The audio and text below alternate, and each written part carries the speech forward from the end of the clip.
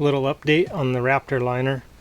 The plywood is starting to check and come apart and causing the Raptor Liner to crack and come off.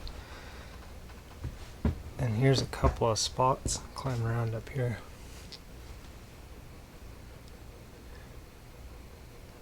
The plywood is failing and it's causing the Raptor Liner to break, peel away from the plywood.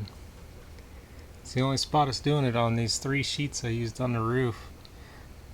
So I think it's the plywood and not the Raptor Liner, but I'm gonna patch it up with some stuff and see if we can't get it fixed.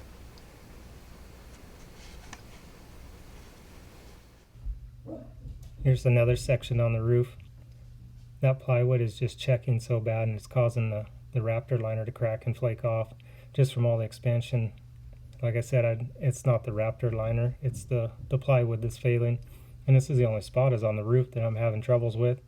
The sides of the camper, all the Raptor Liner's good and solid, no checking, no issues. So I'm just going to put some Flex Seal on it so it gets me by, so I can get out and get these last 2 trips done and then get it in the shop and we'll start getting the aluminum skin put on it.